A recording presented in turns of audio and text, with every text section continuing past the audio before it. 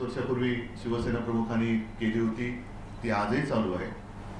लवकरात लवकर त्याचंही एक नवीन इमारत त्याचे लोकार्पण आम्ही करतो आहोत।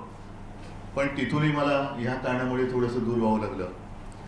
ही एक मनामध्ये काय आहे म्हणजे थोडीशी नाराजी किंवा असं नाही, पण एक आपलं असतं आपलंपण। आणि आपल्याला सर्वांना कल्पना आहे की सामना, शिवसेना, ठाकरे हे नावं, ही तिन्ही नावं कधी वेगळी होऊ शकत नाही। हा आमचा एक परिवार आहे आणि म्हणून एक त्या संपादक पदाची जबाबदारी रश्मीवरती देण्यात आलेली आहे। याचा अर्थ काही जण लगेच म्हणतील सामनाची भाषा बदलेल का, सामनाची दिशा बदलेल का?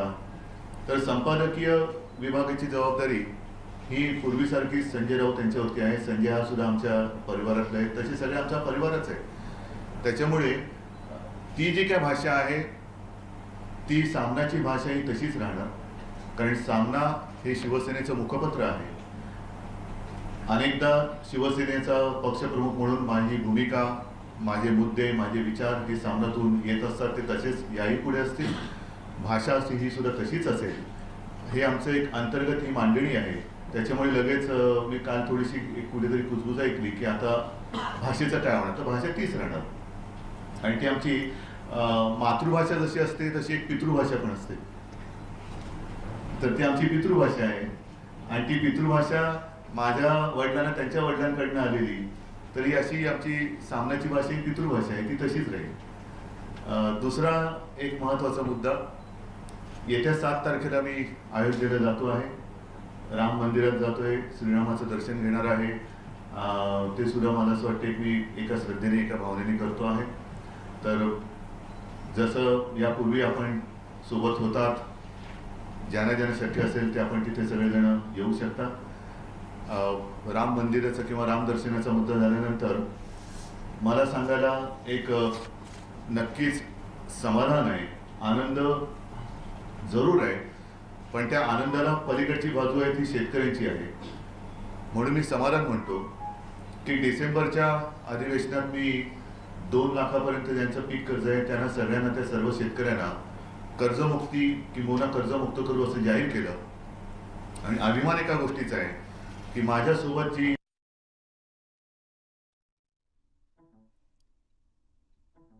मुख्यमंत्र्यांची ही पत्रकार परिषद सुरू आहे आणि मुख्यमंत्री जसं सांगतात 7 मार्चला ते अयोध्येला जातात, पण त्याचबरोबर त्यांच्या पत्नी रश्मी ठाकरे यांच्याकडे सामनाच्या संपादक पदाची जबाबदारी देण्यात आलेली असली तरी सामनाची भाषा आणि शैली मात्र लोकांची ही गेल्या 24 तारखेला आपण जाहीर केली। ती केल्यानंतर 28 तारखेला का 29 तारखेला 28 तारखेला उरलेल्या म्हणजे पुढची सगळी नाही, पुढची साधारणतः 21,81,000 कर्ज खात्यांची यादी आम्ही जाहीर केली। आणि आजपर्यंत म्हणजे आता 28-29 तारखेनंतरची आजची तारीख बघा, आत्ता आपण बोलतोय तिथपर्यंत साधारणतः 10 लाख शेतकरी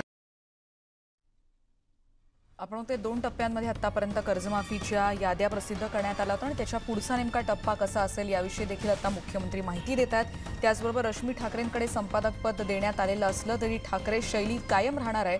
मातृभाषा जशी असते तशीच पितृभाषा देखील असते आणि त्याच भाषेत खात्यावरती पैसे ट्रान्सफर व्हायला सुरुवात झालेली आहे। ह्याचा वेग चांगला पकडलेला आहे, परंतु सुरुवातीच्या काळामध्ये हे थोडंसं अपेक्षित होतं की कुठे कुठे जास्त लोड आल्यानंतर एखाद्या वेळेला ती यंत्रणा आहे तर लगेच त्याच्यावरनं काही जणांनी बोंबाबोंब करण्याचा प्रयत्न केला, पण तसं काही नाही।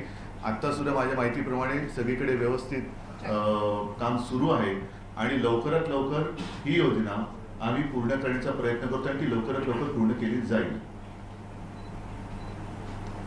या अशा 2-3 गोष्टी होत्या। या पलीकडे जर का तुम्हाला काही प्रश्न विचारायचे असतील ते थोडे विचारा।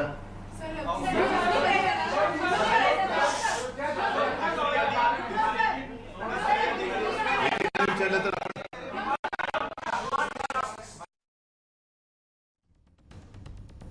त्यामुळे संपादकीची जबाबदारी संजय राऊतांकडेच असेल हे देखील त्यांनी आता स्पष्ट केलेलं आहे। आपल्याला माहिती रश्मी ठाकरेंकडे रविवारी संपादक पद देण्यात आल्याची बातमी आलेली होती आणि त्याबद्दल आता मुख्यमंत्री उद्धव ठाकरे याबद्दलचं स्पष्टीकरण देत आहेत आणि सामनाची शैली मात्र तशीच राहील असं देखील त्यांनी एकीकडे स्पष्ट केलं। दुसरा मुद्दा त्यांनी सांगितला तो होता 7 मार्चला ते स्वतः अयोध्येला जाणार आहेत, या दौऱ्याचं स्वरूप त्यांनी सांगितलंय। त्याच्यामुळे ती यादी तयार आहे, पण ती यादी आम्ही जवळपास 5 किती गडचिरोली, अमरावती, यवतमाळ, नांदेड, नंदुरबार आणि नाशिक या जिल्ह्यातली 5 लाखाच्या आसपासची यादी आमची तयार आहे, पण आचारसंहितेमुळे आम्ही लावू शकलेलो नाही आहोत.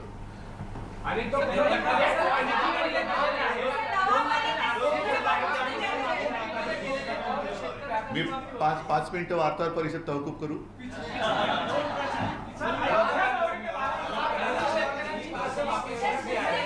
अरे 1 मिनिट विचारेल.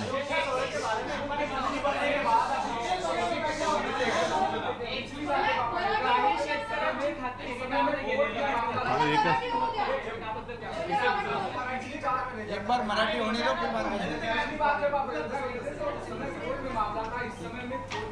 डिसीजन दिया है, कितनी प्रसन्नता हो रही है वहाँ पे। एक आध दो मंचों ने ये कहा है कि कहीं न कहीं उसको राजनीतिक रंग देने की कोशिश की है कि आप यहाँ पे क्यों भगवान का दर्शन करने में राजनीति क्या होती है? क्या राजनीति क्या है इसमें? कुछ लोगों ने कहा आपने कांग्रेस के साथ अलायंस कर लिया इसलिए हम सब उसका नहीं, ऐसे थोड़ी होता है. कांग्रेस के साथ अलायंस किया, इसके साथ तो थोड़ी भगवान के दरवाजे बंद होते हैं. भगवान भगवान होता है, भगवान सबका है और मैं तो जाऊंगा. देखो जी, सवाल ये है कि जिस तरह से आप सीएम बने उसके बाद मुस्लिम आरक्षण को लेकर अब तक वो मुद्दा आया नहीं है. सरकार के सामने ऐसी कोई बात आई नहीं है मुस्लिम आरक्षण के बारे में. आणि म्हणून मला असं वाटतं की जो मुद्दा आमच्या समोर आलेला नाहीये त्याच्यावर कोणी आदळआपट करण्याची गरज नाहीये. विधान परिषदेमध्ये या संदर्भात घोषणा केली, घोषणा केलेली नाहीये. ज्या वेळेला तो मुद्दा समोर येईल तेव्हा त्याच्या सगळ्या गोष्टी तपासून बघितल्या जातील, बघायला लागतील.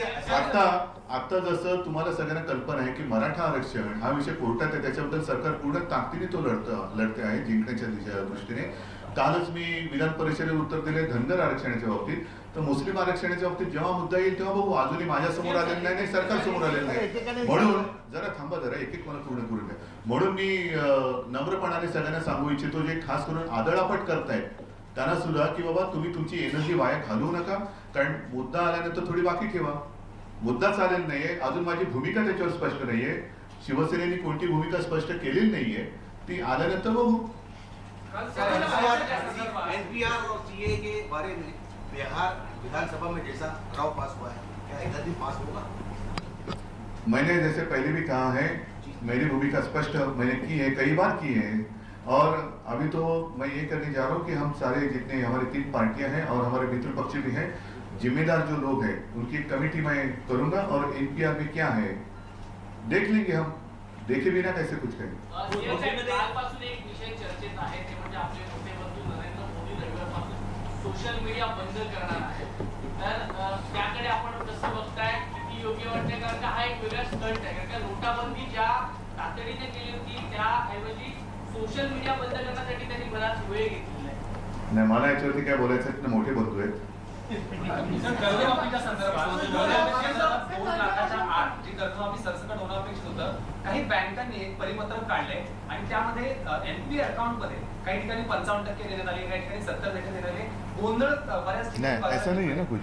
नॉन परफॉर्मिंग अकाउंट नाही, असं काही नाहीये. सरकारची भूमिका अत्यंत स्पष्ट आहे आणि जे 2 लाखापर्यंत आमच्याकडे, म्हणून तर आम्ही हे व्यवस्थित सांगतोय की एक मिनिट, असं कुठेही होणार नाही. झालं असेल तरी ते होऊ देणार नाही. सरकार ज्या वेळेला घोषणा करतं त्यावेळेला ती सरकार पूर्ण घोषणा विचार करून करते. 2 लाखापर्यंत त्यांचं पीक कर्ज आहे, त्या सर्वांना आम्ही कर्जमुक्त करायला सुरुवात केलेली आहे आणि जेवढ्या जणांची कर्ज खाती ही आधारबरोबर लिंक होऊन आमच्याकडे येतील तेवढ्या सगळ्यांची आम्ही कर्जमुक्ती करू. संजय राउत ने जब पहली बार ट्वीट करके कहा था कि हम जब अयोध्या जाएंगे तब साथ में महाविकास आघाड़ी के मंत्री भी आपके साथ होंगे. जो भी आना चाहते हैं आएंगे. नहीं, ये तो जैसे मैंने कहा भगवान भगवान होता है. भगवान के दरवाजे किसी के लिए बंद और खुले नहीं होते, सबके लिए खुले रहते हैं. तो जो भी आना चाहते हैं कभी भी आएंगे, मेरे साथ आएंगे, उससे पहले जाएंगे, वहाँ होकर आने के बाद भी जा सकते हैं.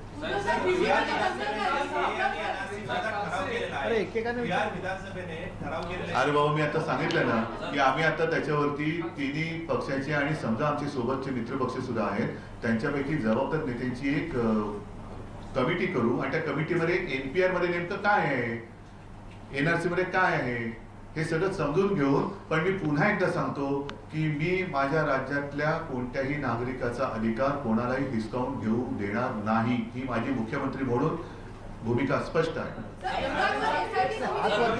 मोदी सरकारला तो विषय सगळ्यांसमोर आहे. एक सवाल चर्चा में कल से 100 दिवसाच्या कार्यकाळाकडे आपण कसं बघता आणि कुठला एक महत्त्वाचा निर्णय आहे जो अजून आपला घ्यायचा आहे? असे बरेच निर्णय आहेत, कारण सगळे 100 दिवसात घेतले तर पहिले 5 वर्षात आम्ही करणार काय? तर पहिली 5 वर्ष करायचे, त्याच्यानंतरचे. पण जसं एक समाधानाची बाजू अशी की मी मुख्यमंत्रीपदी आल्यानंतर शेतकऱ्यांच्या कर्जमुक्तीचा जो निर्णय आम्ही घेतला त्याची अंमलबजावणी ही 2 महिने मी सगळ्यांकडनं मागून घेतली होती. आणि मला शेतकऱ्यांना धन्यवाद द्यायचे की त्या 2 महिन्यात त्यांनी कुठेही त्यांचा संयम सोडला नाही. त्यांनी पूर्णपणे सरकारवरती विश्वास ठेवला आणि तो विश्वास ठेवला म्हणून आम्ही ही योजना आणि यंत्रणा अत्यंत चांगल्या पद्धतीने लावू शकलो, करू शकलो. आणि त्याच्यामुळेच आत्ताची जी काही कर्जमुक्तीची प्रक्रिया सुरू झालेली आहे ही सर्वांना दिसते. आणि विशेष म्हणजे शेतकऱ्याला एका दुसऱ्या वेळेलाच आपले सरकार सेवा केंद्र किंवा त्या बँकांकडे जावं लागलेलं आहे. पूर्वीसारखं त्याला हेलपाटे मारावे लागलेले नाहीत, 100 पुरावे दाखवावे लागलेले नाहीयेत. म्हणजे जसं आता तुम्ही म्हणालात की नागरिकत्व सिद्ध करायला अनेक गोष्टी लागतात, तसं शेतकऱ्याला काय आम्ही रांगेत तसं उभं केलेलं नाहीये, तसं केलेलं नाहीये. आणि माझ्याकडे फोटो आलेले आहेत, आपल्या माध्यमातून सुद्धा मी बघितलेले आहेत. 1-2 ठिकाणी तर एक वृद्ध महिला ही हॉस्पिटलमध्ये असताना तिथे जाऊन त्यांचं ते बायोमेट्रिक घेऊन त्यांना आता ते कर्जमुक्ती त्यांची होईल. काही वृद्ध आहेत, काही 80, 85, 90 वर्षाचे आहेत. अशांना घरोघरी जाऊन सुद्धा ही सेवा आम्ही उपलब्ध करून देतो. तर दिसत नाही का? कारण विरोधक आरोप करतात की मी सांगितलं ना, आमची योजना त्यांची मागणी नाही, आमची योजना येते 6 ते 18 वयोगटातील. आणि नाही, एक सेकंद मला पूर्ण करू द्या. ही योजना लवकरात लवकर पूर्ण करून आम्ही उरलेल्या जे 2 योजना आहेत त्याच्याबद्दल सुद्धा विचार हा पूर्वीच आम्ही जाहीर केलेला तो येऊ. सीएम साहब एक सवाल ये है, कल से गौरक्षा विधेयक स्क्रैप करने की खबर चल रही है. तमाम सारे लोग बीजेपी के लोग आके कह रहे हैं कि सरकार गौरक्षा विधेयक को स्क्रैप करने की तैयारी है. ये कहाँ से आप खबरें ला रहे हैं पता नहीं मुझे. आप ज्यादा टीवी चैनल देखा मत करो.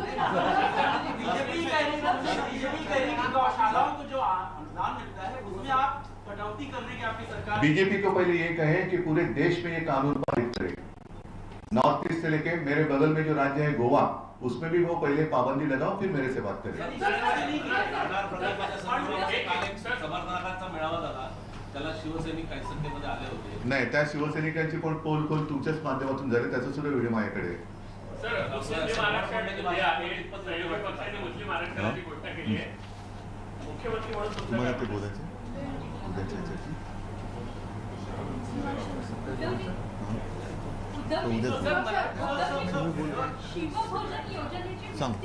सांगतो तुम्हाला आतमध्ये मला यायचे. मला कोणाला आतमध्ये यायचंय? तुम्हाला.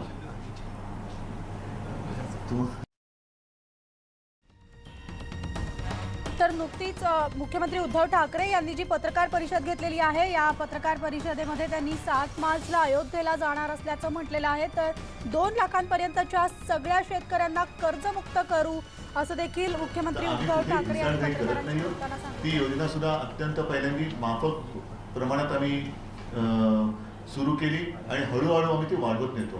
कारण कुठेही आम्हाला त्याच्यामध्ये गलथानपणा किंवा तर राज्यातील एकाही नागरिकाचं नागरिकत्व हिरावू देणार नाही असं देखील मुख्यमंत्री उद्धव ठाकरे यांनी पत्रकार परिषदेत म्हटलेलं आहे. NPR बाबत समन्वय समिती निर्णय घेणार असल्याचं सांगितलेलं आहे.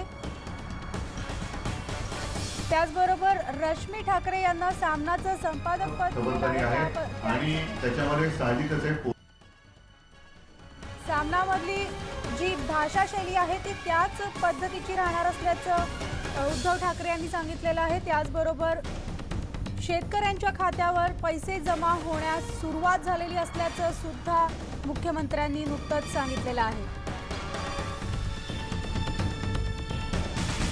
तर 7 मार्चला दुप्पट करण्याची योजना आहे ती काय आहे ती बघतो आहोत. तिचा अभ्यास करून मग आपली नाही तर मग ते तुम्ही म्हणाल त्यांचीच योजना तुम्ही घेतली तर त्यांची योजना येऊ द्या. नरेंद्र मोदींची योजना आम्ही वाट बघतोय शेतकऱ्यांचं उत्पन्न दुप्पट करण्याची. ती दुप्पट एकदा शेतकऱ्यांचं उत्पन्न झालं का मग पुन्हा त्याच्याहून चांगलं काहीतरी करता कसं येईल हे आम्ही बघू. अवकाळी पाऊस पडलेला आहे आणि अनेक अवकाळी पाऊसचे पैसे मिळाले नाही शेतकऱ्यांना. शेतकऱ्यांना आणि आता त्या मागताय पाऊस सरकारची नेमकी भूमिका काय आहे नाही, पंचनामे तर सुरू झालेले असणारच, झाले आहेतच, आणि जिथे जिथे जे जे काय करता येणं शक्य असेल ते आम्ही करणार. त्याच्याबद्दल कोणी आम्हाला वेगळं काय सांगण्याची आवश्यकता मागच्या नाही. वेळेसचे पैसे अजून- मागच्या वेळेच्या पैशाच्या ऐवजी आम्ही आता ही ऐवजी म्हणजे ते तर सुरूच आहे, ऐवजी हा शब्द कदाचित मी चुकून बोललो असेल, पण शेतकऱ्याच्या डोक्यावरचं जे कर्ज आहे त्या कर्जातून आम्ही त्याला मुक्त करतोय. आणि पहिली जी काही योजना किंवा राज्यपाल महोदयांनी जे काही जाहीर केलं होतं त्याचं वाटप जवळपास झालेलं आहे. सरकार अस्तित्व द्यायच्या अगोदर तरी शेतकऱ्यांना बांधावर जाऊन जरी 25,000 आणि परवानाचं 25,000 बरोबर आहे. म्हणून आता त्याच बरोबरीने कर्जमुक्ती ही फार मोठी त्यांच्यासाठीची गोष्ट आम्ही करतो आहोत. शिवसेना ने जो 10 रुपए की थाली शुरू की है, उसी तर्ज पर क्या 1 रुपए का स्वास्थ्य परीक्षण भी शुरू करने वाली है? मैं अभी सेशन शुरू है तो इसलिए कुछ नई बात नहीं करूंगा. सर, तुम्ही महिला करते राज्यातले नागरिक सजग आहे तिथे दंगली होणार नाहीत आणि दंगली भडकवण्याचं काम कोण करतंय लोकांना माहिती आहे. तुमचा इशारा कोणाकडे आहे? समझने वालों को इशारा काफी है. इशारा करने की आवश्यकता क्या है? इशारा नहीं किया तो भी समझते हैं. सर, सरकार कॅगचा अहवाल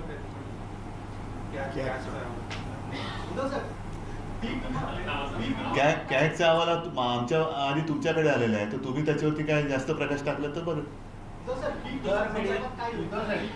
कॅगच्या अहवालाच्या बाबतीत दरवेळी असंच होतं, कुठलंही सरकार आलं की ते सांगतं की आम्ही कॅगचा अहवाल अधिवेशनाच्या आधी मांडू.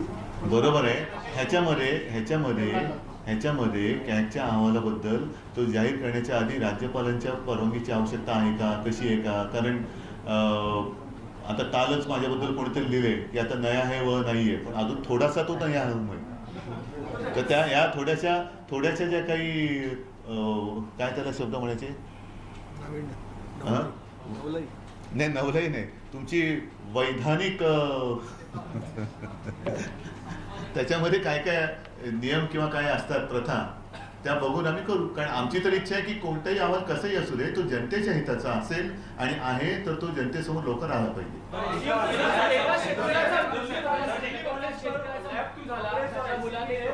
त्या मुलाची जबाबदारी, त्या मुलाला युवा सेनेने तात्काळ पैसे पण दिलेले. दुर्दैवी घटना आहे, अशा होऊ नयेत याच्यासाठी सरकार जे जे काय करता येणे शक्य ते करतंय, म्हणून ही पहिली पायरी आहे. आणि ह्याच्यानंतर शेतकरी आपल्या पायावर कसा उभा राहील त्याच्यात आणखीन काही योजना काढता येतील त्या आम्ही बघतो. पण पहिलं आता मी वाट बघतोय ती प्रधानमंत्र्यांची, जसं विम्याची योजना आहे प्रधानमंत्री फसल विमा योजना, ती का फसली? म्हणजे त्याच्यात ते शब्द फसल हा मराठी आहे का हिंदी आहे मला माहित नाही, पण ती फसली आणि त्याच्यामुळे पुढे काय करतील हा जसा मुद्दा आहे. तसंच प्रधानमंत्र्यांची शेतकऱ्याची दुप्पट उत्पन्न करण्याची योजना आहे, ती कधी येते? कारण ती आल्यानंतर आम्हाला कळेल की बाबा आपल्याला आणखीन काय केलं पाहिजे. त्याच्यानंतर ती सन्मान योजना आहे, प्रत्येक शेतकऱ्याच्या खात्यात 6,000 रुपये, त्याचे ते पण हप्त्याने येतात पैसे.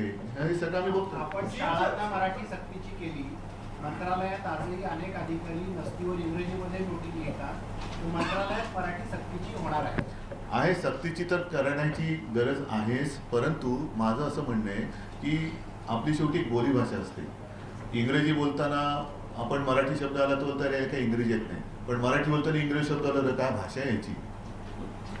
तर हा जो काही मुद्दा आहे ना, हा आहे काही अंगवळणी पडलेल्या गोष्टी असतात, त्या काळाला आणि टाळायला स्वतःपासून सुरुवात करेल. राज्यसभेसाठी महामंडळासाठी आपली एक बैठक झाली शरद पवार साहेबांबरोबर. असं हे तुमच्याकडे माहिती असेल तुम्ही जाहीर करा. बरं जाऊ नये, मला असं वाटतं आपण आता थांबू. मी दोन तीन मुद्दे परत 2-3 मुद्दे जे मी बोललो ते रिपीट करतो. 2-3 जे मी बोललो, एक तर मुस्लिम आरक्षणाबद्दल कोणताही मुद्दा आमच्यासमोर प्रस्ताव आलेला नाही. तो आल्यानंतर त्याची वैधता वगैरे तपासून बघू आम्ही आणि मग बघू, पण अजून कोणताही निर्णय आम्ही घेतलेला नाही. म्हणून कृपा करून जे कोणी आदळापट करणारे लोक आहेत त्यांना मी सांगतो, आदळापट करू नका, असा मुद्दा समोर आलेला नाही. नंबर 2, मी सामनाच्या संपादक पदाबद्दल सुद्धा बोललो. ती आमची पितृभाषा आहे, ती पितृभाषा तशीच राहील. मग पुन्हा असं म्हणू नका की या रश्मी ठाकरेंनी उद्धव ठाकरेवर टीका केली. नाही, हे काही जणांचे आवडते विषय असू शकतात, तर ते बरेचसे विचार हे माझे असतात, शिवसेनेचे असतात, आणि त्या पलीकडे थोडंसं एक वृत्तपत्र स्वातंत्र्य हा भाग आहेच. त्याच्यामुळे त्याची जी संपादकीय जी जबाबदारी आहे ती संजय राऊत उत्तम पद्धतीने सांभाळत आहेत. तर ते तशीच ती सांभाळतील. नंबर 3, मी अयोध्येच्या दौऱ्याबद्दल बोललो. मला एक मनापासून वाटते, माझी श्रद्धा आहे, माझी भावना आहे, म्हणून मी अयोध्येला श्रीरामाच्या दर्शनासाठी जातो आहे. आणि नंबर 4, मला शेतकऱ्यांच्या कर्जमुक्तीच्या योजनेबद्दल जी माहिती दिली. श्रीनिवास जी अभी और कुछ नाही जानकारी नाही. सर लेटेस्ट 10 लाखाच्या वर लोकांनी केलेले आहे. 10 लाखाच्या वरती प्रामाणिकरण. आज सकाळपासून जवळपास 2 लाखांनी केले. हो, 2 लाख म्हणजे हा आता वेग पकडलेला आहे. त्याच्यामुळे आता महिना काही मिनिटांचा करावा लागेल, कारण 400 महिने ही योजना चालणार असं काही लोकांना वाटलं होतं. तर ते महिन्याचे दिवस, दिवसाचे तास आणि तासाची मिनिट आणि मिनिटाचे सेकंद हे आता कमी करावे लागतील. कारण ही योजना पहिल्या सरकारची नाही आहे, ही नव्या ह्या सरकारची आहे. त्याच्यामुळे ती जे दिवस आम्ही ठरवून दिलेले आहेत, प्रयत्न तोच आहे की त्याच्या आत ही पूर्ण करायची. आणि माझ्या राज्यातला शेतकरी हा नक्कीच समाधानात राहील, याच्याकडे माझं सरकार हे जाणीवपूर्वक लक्ष देईल. सर्वांना नहीं, मैं दिल्ली जाऊंगा तब बात करूंगा. पहिले बोलते तो मैं पिछले हफ्ते गया था. चला, सगळ्यांना धन्यवाद देतोय. असंच सहकार्य असू द्या. धन्यवाद. जय हिंद, जय महाराष्ट्र. तर आपण पाहिलं, नुकतंच मुख्यमंत्री उद्धव ठाकरे यांनी पत्रकार परिषद घेतलेली आहे आणि या पत्रकार परिषदेमध्ये त्यांनी 3-4 गोष्टी ठळकपणे मांडलेल्या आहेत. एक म्हणजे सामनामधली जी संपादकीय शैली आहे, भाषा आहे, ती त्याच पद्धतीची असणार आहे.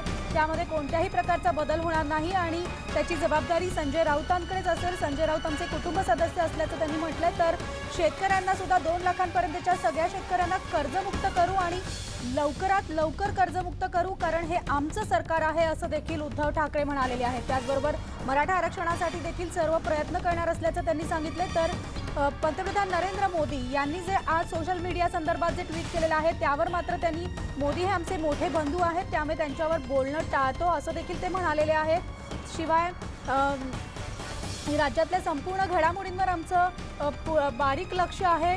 मुस्लिम आरक्षणावर उगाच आदळआपट करू नका असं देखील उद्धव ठाकरे यांनी म्हटलेलं आहे. मुस्लिम आरक्षणावर कोणताही प्रस्ताव आलेला नाही. मुस्लिम आरक्षणाबद्दल जो काही निर्णय आहे, या संदर्भातला कुठलाही निर्णय झालेला नाही असं देखील उद्धव ठाकरे यांनी पत्रकार परिषदेत बोलताना सांगितलेलं आहे. तर अयोध्येबाबतीत सुद्धा त्यांनी म्हटलेलं आहे, 7 तारखेला अयोध्येमध्ये श्रीरामाच्या दर्शनासाठी मी जाणार आहे. माझी श्रद्धा आहे आणि त्यामुळे येत्या 7 मार्च रोजी मी अयोध्येला जाणार असल्याचं सुद्धा उद्धव ठाकरे म्हणाले.